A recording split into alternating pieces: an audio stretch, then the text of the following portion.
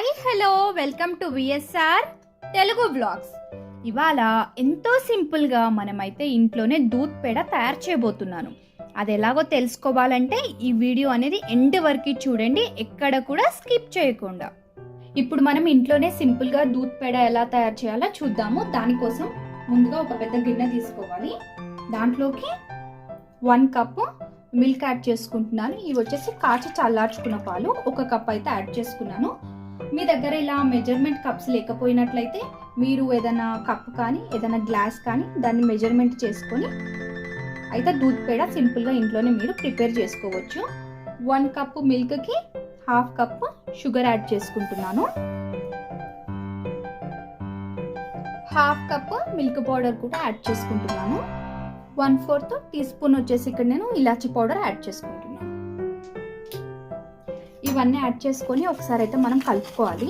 ఇలా అంతా కూడా కలిపేసుకున్న తర్వాత ఈ బౌల్ని అయితే మనం పక్కన పెట్టేసుకుందాము. ఇప్పుడు మనం స్టవ్ ఆన్ చేసుకొని ఒక పాన్ అయితే పెట్టేసుకుందాము. పాన్ హీట్ అయినాక దీంట్లోకి ఒక 2 టేబుల్ స్పూన్ నెయ్యి అయితే యాడ్ చేసుకోవాలి.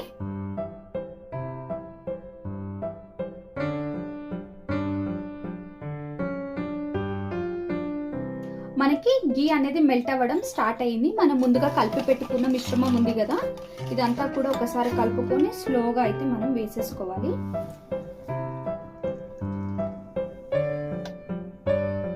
మనం ఒకసారి నెయ్యిలోకి పాలు, మిల్క్ పౌడర్, షుగర్ యాడ్ చేసుకున్న తర్వాత కలుపుతూ ఉండాలి. ఇది మనకి అంతా కూడా పాలలోకి అయితే ఇంకిపోయింది.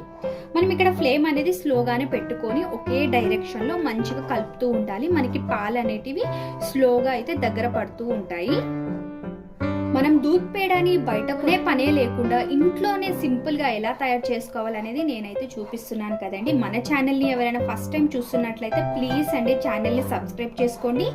ఫ్రెండ్స్ అండ్ ఫ్యామిలీ మెంబర్స్ కి షేర్ చేసేయండి. ఇక్కడ మనకి ఒక 2 మినిట్స్ తర్వాత అయితే పాలు కొంచెం చిక్కబడడం స్టార్ట్ అయ్యింది. ఇంకా మనకి పాలకోవా అయితే రెడీ అయిపోతూ ఉంటుంది. ఒక 2 మినిట్స్ తర్వాత మనకి కన్సిస్టెన్సీ అనేది ఇంకొంచెం దగ్గర పడింది.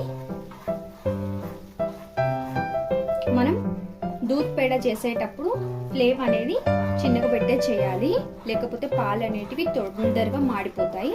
మనం ఎడ్జెస్కి ఉన్న పాలకోవా అంతా కూడా ఒక దగ్గరికి అనుకుంటూ మళ్ళీ ఒక స్పూన్ నెయ్యి అయితే యాడ్ చేసుకోవాలి.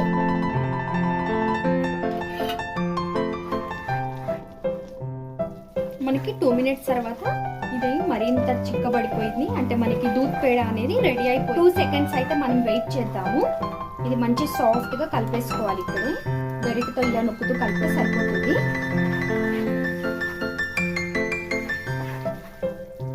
మనకి దూద్ పేడ అయితే రెడీ అయిపోయింది. మనకి టెక్స్చర్ అయితే ఇలా వస్తే సరిపోతుంది. ఇక్కడ మనం ఫ్లేమ్ అనేది ఆపేస్తాము. ఇక్కడ మనం తయారు చేసుకున్న పాలకోవా అంతా కూడా నేను ఒక ప్లేట్లోకి అయితే వేసేసుకున్నాను. మళ్ళీ మనం ఆ ప్యాన్ లోనే వదిలేసి ఆ వేడికి మరి మాడిపోతుందని పాలకోవా అనేది ఇలా కొంచెం గోరువెచ్చగా ఉన్నప్పుడే దీంట్లో నుంచి కొంచెం కొంచెంగా తీసుకొని మన హ్యాండ్కి అయితే కొంచెం లైట్గా నెయ్యి అనేది అప్లై చేసుకొని దీన్ని అయితే రౌండ్గా చేసేసుకోవాలి.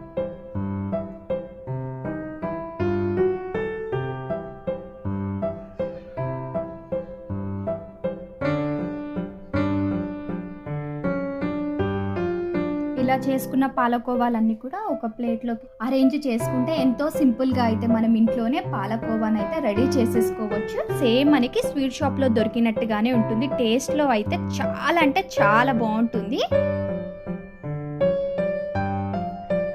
మా ఛానల్లో వీడియోస్ కనుక మీకు నచ్చినట్లయితే మా ఛానల్ని లైక్ చేయండి, షేర్ చేయండి, సబ్స్క్రైబ్ చేసుకోండి. పక్కనే ఉన్న బెల్ ఐకాన్ని ట్యాప్ చేయడం అయితే అస్సలు మర్చిపోకండి. Thanks for watching.